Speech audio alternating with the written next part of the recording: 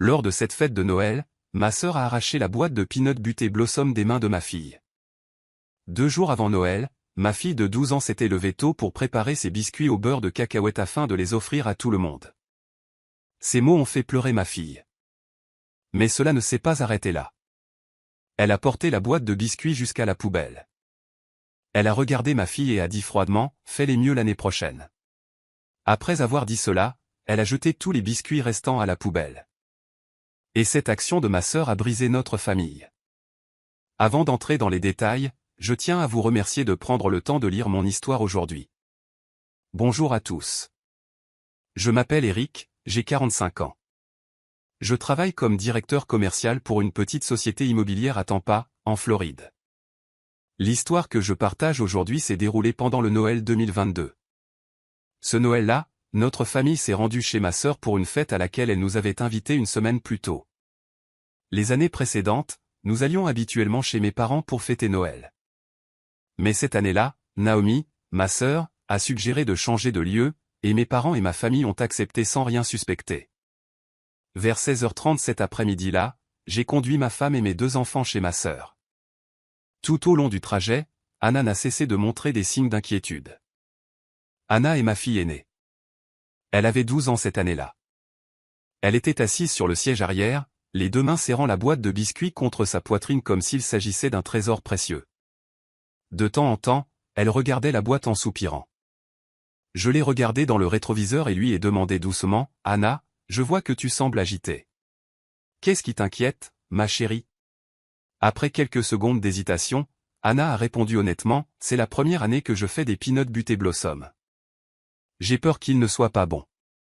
J'ai peur que tout le monde les critique. » En entendant les paroles de ma fille, j'ai un peu compris ses inquiétudes. Anna n'apprenait la pâtisserie que depuis 6 mois. Et elle, ma femme, était celle qui passait du temps chaque week-end à lui apprendre à faire différents types de biscuits couramment servis lors des réunions de famille pour cette fête de Noël. Anna avait passé 2 jours entiers à préparer les peanut butter blossom. Après qu'Anna a exprimé ses inquiétudes, j'ai réfléchi quelques secondes, puis j'ai répondu, « Ma chérie, je crois que tout le monde va adorer tes biscuits. Je les ai déjà goûtés. Ils sont délicieux. » Ma femme, qui était assise sur le siège passager, s'est également retournée et lui a dit doucement, « Chérie, tu dois avoir confiance en toi. J'ai goûté tes biscuits. Ils sont merveilleux. Je suis si fier de toi. » Juste après que ma femme a fini de parler, Matteo, notre fils assis à côté d'elle, a immédiatement commencé à encourager Anna. Matteo s'est tourné vers sa sœur, a pris la main d'Anna dans ses 2 petites mains et a dit, « Anna, les biscuits sont délicieux. Pourrais-tu en refaire pour que j'en mange dans quelques jours ? Je pourrais en manger j'en 10. » Ma femme et moi avons souri joyeusement à ce que Matteo a dit. Matteo a 2 ans de moins qu'Anna, mais il est très doué avec les mots et sait comment réconforter les autres. Et il y a une autre chose à propos de Matteo dont je suis incroyablement fier, c'est que malgré son jeune âge, il a le caractère d'un homme véritable. Matteo est toujours prêt à protéger Anna si quelqu'un ose la rendre triste ou lui faire du mal. Après avoir reçu les encouragements de toute la famille, Anna a enfin poussé un soupir de soulagement. Elle a commencé à passer à d'autres sujets. L'ambiance dans la voiture était remarquablement joyeuse. Les rires et les bavardages remplissaient l'air. La musique de Noël diffusée par la radio se mêlait au chant des enfants, et je commençais à imaginer une journée de Noël agréable et significative avec la famille élargie. Mais ce n'était que mon imagination. Je n'avais aucune idée que dans quelques heures seulement, ma fille serait blessée par notre propre sang d'une manière que je ne pourrais jamais pardonner. Vers 17h30, nous sommes arrivés chez Naomi. Dès que nous nous sommes garés devant le portail, j'ai remarqué qu'il y avait déjà beaucoup de voitures familières garées le long de la rue. J'ai réalisé que Naomi avait invité presque tout le monde de notre famille élargie à cette fête. Au moment où nous sommes sortis de la voiture, Anna m'a soudainement pris la main. Sa voix était petite et douce, mais pleine d'inquiétude lorsqu'elle a suggéré que je la laisser la boîte de peanut butter blossom dans la voiture. Elle a dit qu'il y avait trop de monde et qu'elle n'avait pas assez confiance en elle pour apporter les biscuits et les offrir à tout le monde devant une telle foule. À ce moment-là, j'ai dit doucement à Anna, « Ma chérie, c'est une chance pour toi de montrer ton talent à tout le monde. Je crois en toi. » Alès s'est aussi approché de nous, lui a caressé les cheveux et l'a encouragé, « Anna, tu as passé 2 jours à faire ces biscuits. Ne veux-tu pas que tout le monde puisse les goûter? Grand-mère serait si heureuse de manger des biscuits que tu as faits. Matteo se tenait les bras croisés, regardant sa sœur avec une expression déterminée, et a dit, « Anna, tu dois être courageuse. Je serai juste à côté de toi. Si quelqu'un ose critiquer tes biscuits, je leur dirai à quel point ils sont bons. » Malgré les encouragements de toute la famille, Anna a quand même secoué la tête et a refusé. Finalement, elle a décidé de laisser la boîte de biscuits dans la voiture. Ses yeux semblaient brièvement tristes mais déterminés, et nous avons respecté la décision d'Anna, donc nous n'avons pas essayé de la persuader davantage. Quand nous avons franchi la porte du spacieux salon de Naomi, ma mère s'est immédiatement levée du canapé et s'est rapidement dirigée vers nous. Elle a d'abord serré Anna dans ses bras, l'a tenue fort, puis a embrassé sa joue. Puis elle s'est tournée vers Matteo, lui a tapoté la tête et a embrassé son front. Ma mère a affiché un large sourire, sa voix était chaleureuse lorsqu'elle a dit à ses deux petits-enfants, « Oh, mes petits-enfants bien-aimés, vous avez grandi si vite. Vous m'avez tellement manqué. » Pendant ce temps, mon père restait assis silencieusement dans son fauteuil près de la cheminée. Il nous a juste jeté un coup d'œil et a hoché la tête froidement, sans dire un mot avant de retourner à sa conversation avec l'oncle Robert. Après avoir salué mes parents et quelques autres parents, toute ma famille s'est assise sur le canapé et a commencé à discuter. À ce moment-là, tout semblait paisible et chaleureux comme chaque Noël précédent. Mais je n'avais aucune idée qu'une tempête se formait progressivement dans cette pièce même, et qu'elle allait tout emporter en quelques heures seulement. Environ 30 minutes après l'arrivée de ma famille, la fête a officiellement commencé. Tout au long de cette fête, nous avons vécu des moments de Noël vraiment chaleureux. Nous avons mangé, levé nos verres pour trinquer et discuter avec animation de tout dans la vie. Cependant, il y a eu quelques moments où j'ai dû changer de sujet habilement. C'était quand les parents commençaient à faire trop de compliments à ma famille et à les combler d'attention. L'oncle Robert, assis en face de moi, s'est soudainement tourné et a demandé à voix haute pour que toute la table entende, « Eric, j'ai entendu dire que ton entreprise vient de signer un gros contrat avec un nouveau projet de développement urbain, n'est-ce pas? J'ai entendu dire que le projet vaut des millions de dollars. » Avant que je puisse répondre, Barbara est intervenue avec enthousiasme. « C'est vrai. Eric est directeur commercial maintenant. Tout le monde à Tampa connaît son entreprise. » J'ai hoché la tête modestement, sur le point de dire quelques mots humbles, quand j'ai remarqué Naomi qui me fixait de l'autre bout de la table. Ses yeux étaient froids comme de la glace, et les coins de sa bouche étaient abaissés dans un mécontentement évident. Juste à ce moment-là, mon père a essayé d'intervenir d'une voix forte. Derek se débrouille aussi très bien avec sa compagnie d'assurance. Avant que papa puisse finir, l'oncle Robert l'a coupé. Il s'est tourné pour regarder Anna et Matteo avec des yeux affectueux et a continué, et ses deux petits aussi. J'ai entendu dire qu'Anna est brillante. Ses notes en mathématiques sont toujours les plus élevées de la classe. Et Matteo vient d'être choisi pour l'équipe de football de l'école. Anna a rougi et a baissé les yeux tandis que Matteo souriait vivement d'être félicité. Les autres parents ont également commencé à se joindre à la conversation, posant des questions sur le travail scolaire des enfants et sur les projets de ma famille. À ce moment-là, j'ai jeté un coup d'œil à Naomi et j'ai remarqué qu'elle serrait fort sa fourchette. Derek, son mari, semblait également mal à l'aise alors que la conversation continuait à tourner autour de ma famille. Mon père essayait sans cesse d'intervenir pour mentionner la fille de Naomi, Madison, mais le flux de la conversation revenait naturellement vers Anna et Matteo. Réalisant que l'atmosphère devenait tendue, j'ai rapidement pris la parole. « Oh, en parlant d'école, est-ce que Madison aime sa nouvelle école ?» Ma question a ouvert une porte à Naomi. Elle a immédiatement saisi l'occasion et a commencé à discuter des activités extrascolaires de Madison. Mais je pouvais voir que ses yeux avaient encore quelque chose qui couvait comme des braises attendant de s'enflammer. À ce moment-là, je n'avais aucune idée de la colère que l'attention que les parents portaient à ma famille avait suscité chez Naomi. Et elle attendait une occasion de libérer toute cette rage jalouse. Cette occasion viendrait plus tôt que je ne le pensais, et la victime serait ma petite fille innocente. Vers 20 heures, après que tout le monde a eu fini le plat principal, le dessert a été servi. Soudain, ma mère, de l'autre côté de la table, s'est tournée vers Anna et a dit, « Anna, j'ai entendu dire que tu avais fait des peanut butter blossom, n'est-ce pas? Peux-tu en faire goûter à tout le monde ?» La question inattendue a surpris Anna. Elle a regardé ses mains posées sur ses genoux, sa voix était petite et douce lorsqu'elle a répondu, « J'ai bien fait des biscuits, mais je pense qu'ils sont mauvais. » J'avais peur que tout le monde les critique, alors je les ai laissés dans la voiture. Juste après qu'Anna a fini de parler, ma mère a dit avec enthousiasme à Anna, « Pourquoi laisser les biscuits dans la voiture? Je crois que tes biscuits seront délicieux. Apporte-les pour que tout le monde en profite ensemble. Je veux goûter tes talents. » À ce moment-là, Anna s'est tournée vers moi, ses yeux semblant chercher permission et encouragement. Puis elle a regardé ma femme. Ale et moi avons tous deux hoché la tête et souri pour l'encourager. Matteo a soudainement bondi de sa chaise, sa voix pleine d'enthousiasme alors qu'il disait à sa sœur, « Anna, je t'ai déjà dit que les biscuits sont vraiment bons. Tu dois avoir confiance.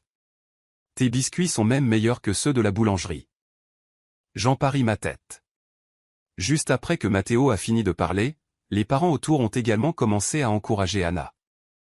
Après près d'une minute d'hésitation, Anna a enfin levé la tête. Elle a regardé tout le monde un par un. Puis sa voix a résonné, « D'accord, c'est bon. Je vais apporter les biscuits. » Dès qu'Anna a fini de parler, des applaudissements ont commencé à résonner dans tout le salon. Ma mère a applaudi avec le plus d'enthousiasme. J'ai ressenti un sentiment de chaleur en voyant ma fille trouver enfin son courage. Au moment où Anna s'est levée de sa chaise, je me suis levé aussi. J'ai posé ma main sur son épaule et j'ai dit doucement, « Je vais t'accompagner. » Ce n'était pas que ma fille ne pouvait pas aller chercher les biscuits elle-même, mais je suis le père d'Anna, et je voulais marcher à ses côtés pour qu'elle ait plus de confiance dans des situations comme celle-ci. C'est ce que n'importe quel père ferait.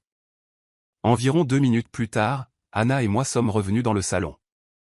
Anna serrait maintenant la boîte en plastique transparent contre sa poitrine avec les 2 mains. Soudain, Naomi s'est rapidement avancée et s'est bloquée juste devant Anna. Son action a été si soudaine que ma fille a sursauté et a fait un pas en arrière. Naomi a regardé Anna, sa voix froide comme si elle donnait des ordres. « Tu aurais dû apporter les biscuits plus tôt. Donne-les ici. Laisse-moi voir s'ils valent quelque chose. » Juste après avoir dit cela, Naomi n'a pas attendu l'accord d'Anna. Elle a tendu la main et a arraché brutalement la boîte de biscuits. J'ai vu cette scène et la colère a commencé à monter en moi. Mais j'ai essayé de me contrôler parce qu'il y avait beaucoup d'invités qui regardaient. Après avoir arraché la boîte de biscuits des mains de ma fille, Naomi a ouvert le couvercle. Elle a pris un biscuit, l'a tenu pour l'examiner avec une expression dédaigneuse, puis en a pris une petite bouchée. Elle a mâché quelques fois, et je pouvais voir qu'il n'y avait aucun problème à l'avaler. Mais alors Naomi a soudainement fait une grimace exagérée. Elle a rapidement pris une serviette sur la table voisine et l'a portée à sa bouche, et son action suivante m'a empêché de croire mes yeux. Devant près de 20 personnes, Naomi a recraché le morceau de biscuit qu'elle mâchait dans la serviette. Elle a craché lentement, s'assurant délibérément que tout le monde puisse voir. Puis elle s'est tournée pour regarder droit dans les yeux de ma fille, sa voix pleine de mépris lorsqu'elle a dit « Ces peanuts butés Blossom ont un goût dégoûtant, et quelqu'un a osé dire qu'ils sont meilleurs que ceux des boulangeries. Quelle absurdité !» Après ces mots, les yeux d'Anna se sont agrandis de choc. Ses lèvres tremblaient, et les larmes ont commencé à monter, coulant sur ses joues. Tout son corps semblait s'être figé, incapable de prononcer un mot. Et alors que Anna et moi ne nous étions pas encore remis de ce qui venait de se passer, Naomi a pris la boîte de biscuits et s'est dirigée vers la poubelle près de la cuisine. Elle s'est tournée pour regarder à nouveau ma fille, sa voix froide comme de la glace quand elle a dit « Fais-les mieux la prochaine fois. » Après avoir dit cela, elle a renversé la boîte et a jeté tous les peanuts butés Blossom à la poubelle. Anna se tenait dans un silence de mort. Tout son corps semblait s'être transformé en pierre. Ses mains pendaient mollement à ses côtés et les larmes ne cessaient de couler. À ce stade, je n'en pouvais plus. Je me suis rapidement dirigé vers Naomi. Mes 2 mains étaient serrées en poing. J'ai dit à travers mes dents serrées à Naomi, « Qu'est-ce que tu fous ?» Naomi ne montrait aucune peur. Elle tenait la tête haute, me regardait avec des yeux provocateurs et a répondu, « Tu veux me frapper ? Vas-y, essaie. » Juste après qu'elle a fini de parler, un son a retenti. Le son était sec, résonnant dans la pièce soudainement silencieuse. Le visage de Naomi a immédiatement vu apparaître 5 empreintes de doigts rouges sur sa joue. C'était une gifle forte et décisive. La personne qui venait de gifler Naomi n'était pas moi. Ce n'était pas ma femme non plus. La personne qui venait de gifler Naomi était Wendy, la femme qui nous a mis au monde Naomi et moi. C'était ma mère. Toute la pièce est tombée dans un silence absolu. Personne n'osait respirer bruyamment. Naomi tenait sa joue, les yeux écarquillés parce qu'elle ne pouvait pas croire que la personne qui venait de la frapper était sa propre mère. Après cette gifle, maman s'est tournée vers moi. Sa voix était calme mais pleine d'autorité quand elle m'a dit « Eric, recule. J'ai mis cet enfant au monde et je ne l'ai pas discipliné correctement. Laisse-moi m'occuper de ça. » Entendant les paroles de ma mère, j'ai hoché la tête en signe d'accord. J'ai reculé de quelques pas et j'ai serré Anna, qui sanglotait, dans mes bras.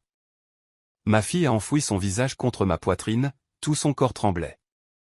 Ma mère était maintenant comme une lionne protégeant ses petits. Elle s'est tournée vers Naomi, sa voix vibrant de fureur. « Tu vas t'en prendre à une enfant de 12 ans? Qu'est-ce que tu fais, Naomi? Tu es une adulte. Tu es la tante d'Anna, et c'est comme ça que tu traites ta propre nièce. » Naomi s'était remise de la gifle de maman. Son visage était rouge vif, que ce soit de douleur, de honte ou de colère. Elle a hurlé, « Maman prend toujours le parti de la famille d'Eric. Pourquoi tu ne prends jamais mon parti? Je suis aussi ton enfant. » Juste après que Naomi a fini de parler, mon père a bondi de sa chaise et s'est rapidement approché. Il s'est interposé entre maman et Naomi, sa voix dure lorsqu'il a dit à maman, « Wendy, pourquoi as-tu frappé Naomi? Tu es beaucoup trop partiale. » Naomi était juste honnête. Juste après que papa a fini de parler, maman a pointé son doigt directement vers le visage de papa et a crié, « Tais-toi, Melvin. Tu as vu Naomi humilier Anna, mais tu n'es pas intervenu. Tu n'as pas dit un mot. Tu es le grand-père d'Anna, et tu laisses ta petite fille se faire humilier comme ça? Tu es le pire grand-père que j'ai jamais vu. » Mon père ne reculait pas non plus. Il a crié en retour, Naomi essayait juste d'aider Anna. Il n'y a rien de mal à dire la vérité à une enfant. Elle a besoin de savoir que ses biscuits sont mauvais pour pouvoir s'améliorer. Maman a crié à nouveau au visage de papa, sa voix tremblant de colère. Assez, Melvin. As-tu seulement goûté les biscuits d'Anna? En as-tu goûté ne serait-ce qu'un morceau avant d'oser dire qu'ils sont mauvais? Seule Naomi ici a goûté les biscuits d'Anna, puis les a recrachés et les a tous jetés à la poubelle. Tous les autres ici ne les ont même pas essayés. Mon père refusait toujours d'admettre qu'il avait tort. Il a continué bruyamment, pas besoin de goûter pour savoir qu'ils sont mauvais. Tu n'as pas vu que Naomi a dû recracher ce morceau? S'ils étaient bons, pourquoi aurait-elle dû cracher? Les paroles de mon père à ce moment-là ont fait que plusieurs parents n'ont plus pu se contrôler. L'oncle Robert a dit à mon père, « Melvin, je suis honnête. Qu'est-ce que tu fais? Tu es le grand-père d'Anna et tu prends le parti de la personne qui harcèle ta propre petite fille. » Barbara a également pris la parole, sa voix dure. « Naomi, je suis vraiment déçu par toi. Anna n'a que 12 ans et elle a passé 2 jours entiers à faire des biscuits pour les apporter ici. Même si les biscuits n'étaient pas bons, tu n'as pas le droit de traiter Anna de cette façon. » Une autre parente, tante Linda, la sœur cadette de ma mère, s'est également levée pour protester. Elle a dit à Naomi, « Naomi, ton comportement aujourd'hui est vraiment honteux. Tu es une adulte qui se comporte ainsi envers un enfant. » Entendant les critiques, Naomi a hurlé, « Vous êtes tous à une fête dans ma maison. C'est ma maison. Je ne vous inviterai plus jamais à des fêtes ici. Sortez, vous tous. » Les paroles de Naomi ont mis les proches en colère. Oncle Robert a répondu froidement, « Ne te donne pas la peine de nous inviter. Je ne remettrai plus jamais les pieds dans cette maison. » Les autres parents ont également commencé à se lever, ramassant leurs affaires et se préparant à partir.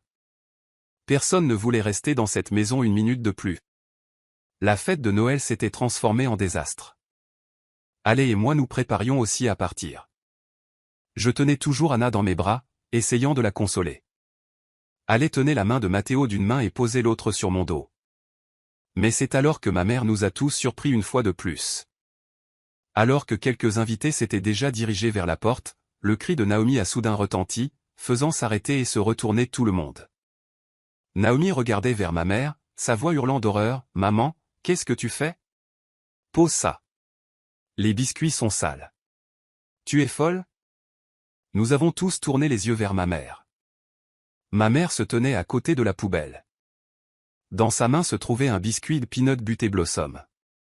Elle venait manifestement de ramasser ce biscuit dans le tas que Naomi avait jeté à la poubelle. Le biscuit était encore intact, le chocolat Hershey's Kiss toujours posé soigneusement sur le dessus. Et puis, avant que quiconque ne puisse dire quoi que ce soit d'autre, ma mère a porté le biscuit à sa bouche et en a pris une grande bouchée. Elle mâchait lentement, tranquillement, comme si elle savourait le plat le plus délicieux de la terre. Tout le monde restait dans un silence de mort, incapable de croire ses yeux. Naomi s'est précipitée, pleurant et suppliant, « Maman, recrache-le. Les biscuits sont sales. S'il te plaît, n'en mange plus. » Mais ma mère l'a complètement ignoré. Elle a continué à mâcher et à avaler le morceau de biscuit. Quand elle a eu fini de manger, elle s'est tournée vers Anna, qui était toujours dans mes bras. Sa voix était chaleureuse et pleine de fierté lorsqu'elle a dit à sa petite fille, « Anna, tes biscuits sont délicieux. Vraiment délicieux. Je suis tellement fière de toi. » Les paroles de ma mère ont fait éclater Anna en sanglots. Elle a quitté mes bras et a couru serrer sa grand-mère de toutes ses forces. Elle pleurait tout en parlant, la voix étranglée, « Grand-mère, les biscuits sont sales. N'en mange plus. Je ne veux pas que tu tombes malade. » Ma mère a serré sa petite fille fort, lui a caressé les cheveux et a dit doucement, « Tes biscuits sont si bons. Je pourrais en manger 100. Ne pleure plus, ma chérie. » Alé ne pouvait pas non plus retenir ses larmes.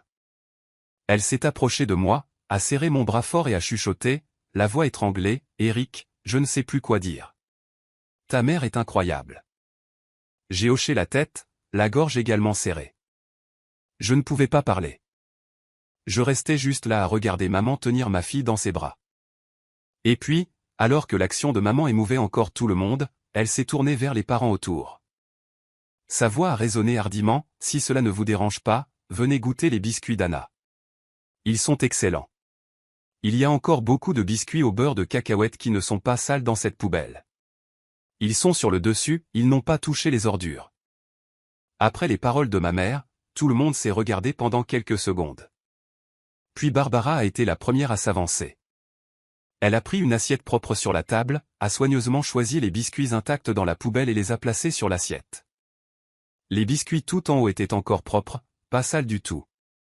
Oncle Robert s'est aussi avancé, a pris un biscuit et l'a goûté. Il a mâché lentement, puis a hoché la tête à plusieurs reprises, la voix pleine de surprise.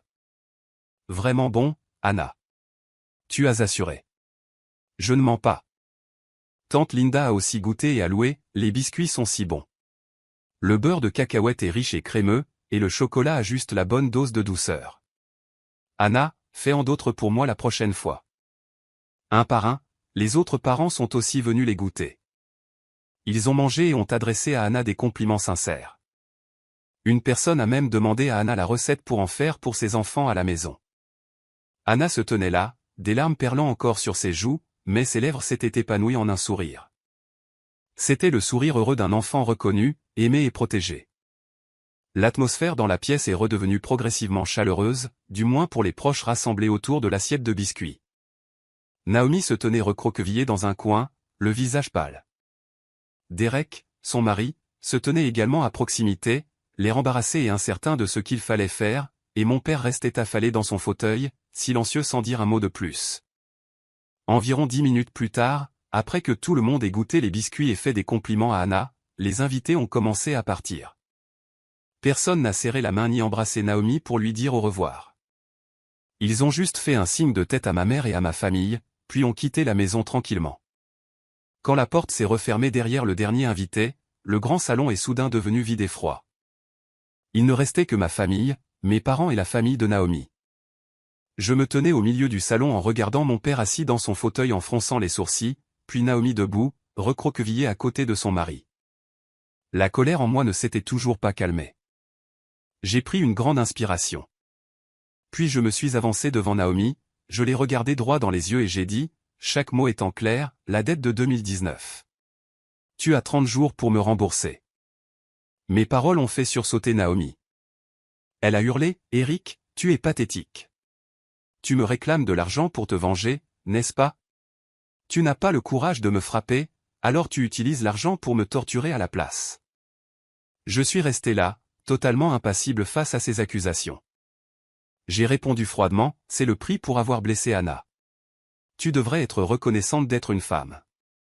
Si tu étais un homme, je t'enverrais à l'hôpital pour un long séjour. Mon père a bondi de son fauteuil à ce moment-là. Il a pointé son doigt vers mon visage et a dit, « Eric, tu ne peux pas exiger de l'argent aussi urgemment. 30 jours? Comment Naomi peut-elle trouver 200 000 $? Tu accules délibérément ta sœur. » Après que mon père a fini de parler, je me suis tourné vers lui.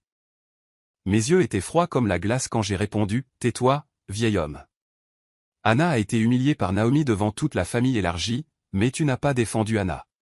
Tu t'es même levé pour protéger la personne qui brutalisait ta propre petite fille. Tu ne mérites pas d'être mon père.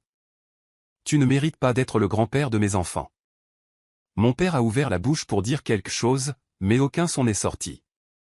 Derek, le mari de Naomi, s'est avancé timidement à ce moment-là.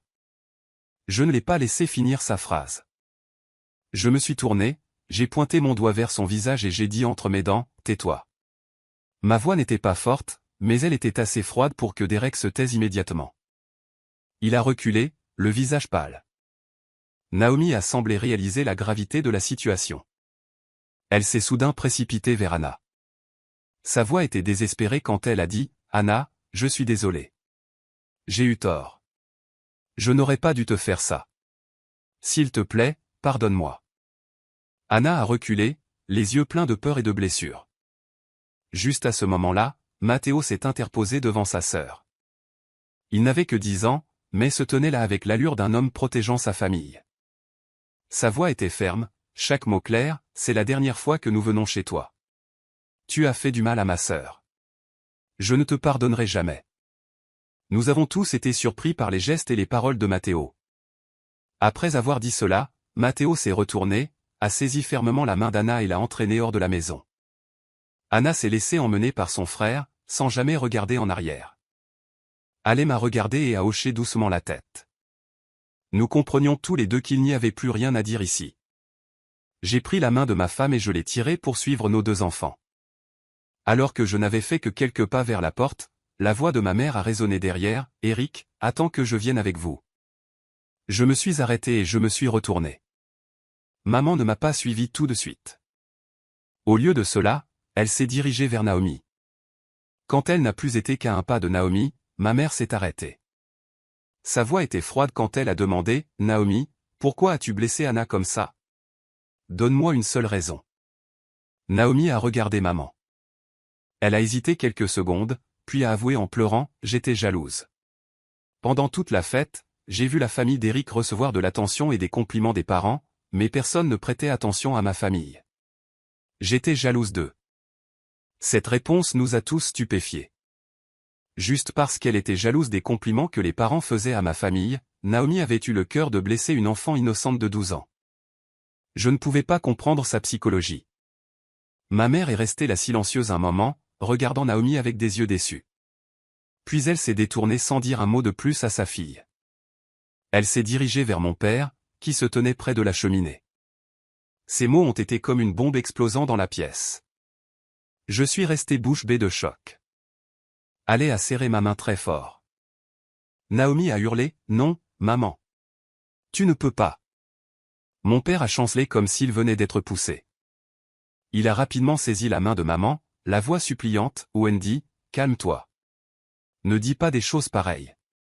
Nous vivons ensemble depuis plus de 40 ans. » Maman a dégagé sa main de celle de papa, sa voix inébranlable lorsqu'elle a répondu, « J'ai été trop calme, Melvin. Pendant 40 ans, je t'ai trop supporté. Je t'ai prévenu tant de fois de ton favoritisme envers Naomi, mais tu n'as pas écouté. Aujourd'hui, tu as regardé ta petite fille se faire brimer et tu n'as rien fait. Tu as même défendu la personne qui la brimait. Je ne peux pas vivre avec un homme pareil un jour de plus. » Mon père a essayé de dire quelque chose, mais maman s'était déjà détournée et s'en allait.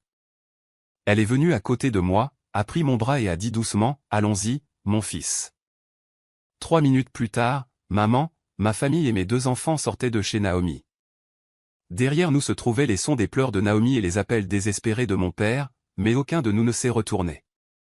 Ce soir-là de Noël, nous avons ramené maman à la maison pour qu'elle reste avec nous. Elle s'est assise dans mon salon, tenant Anna et Matteo dans ses bras, leur racontant de vieilles histoires de Noël. Et bien que ce qui s'était passé soit toujours douloureux, je savais que ma famille s'en sortirait parce que nous nous avions les uns les autres. 2 jours après la fatidique fête de Noël, mon avocat a envoyé une lettre de recouvrement de créances à Naomi par la poste. Les 200 000 $ étaient le montant que j'avais prêté à la famille de Naomi en 2019 pour acheter leur maison actuelle. À l'époque, Naomi et Derek n'avaient pas assez d'argent.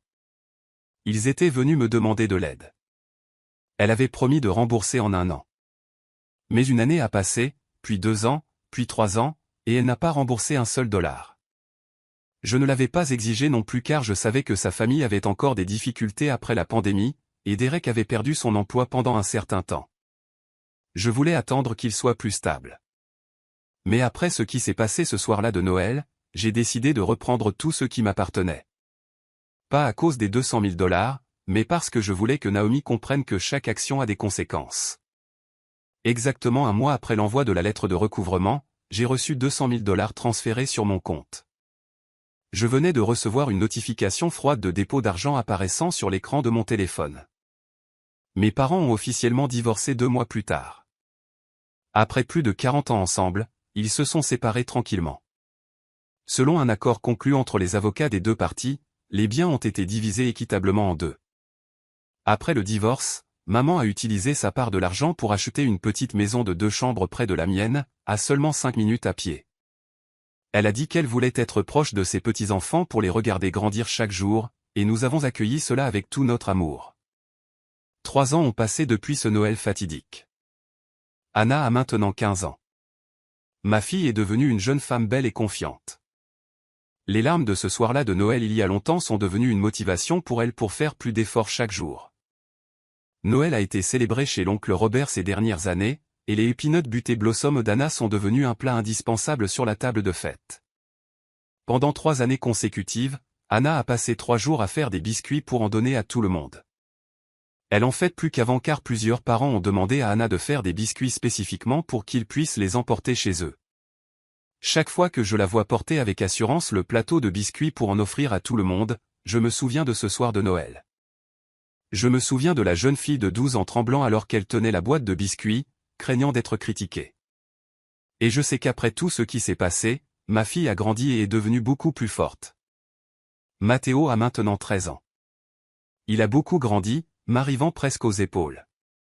Ma femme me dit que Matteo reçoit pas mal d'attention de la part de ses camarades de classe féminine en raison de son habileté à converser et de son comportement mature. Elle est plaisante parfois en disant qu'elle sera occupée à l'avenir à devoir recevoir des filles venant à la maison chercher notre fils. Mais ce qui me rend le plus fier de Matteo n'est pas sa popularité à l'école, c'est qu'il protège toujours Anna à sa manière. Chaque fois que quelqu'un dit quelque chose de mal sur sa sœur, Matteo est toujours le premier à se lever et à s'y opposer. Ma mère vit maintenant seule dans la petite maison près de la nôtre. Elle vient régulièrement jouer avec ses petits-enfants, apprend à Anna à cuisiner et apprend à Matteo à jouer aux échecs.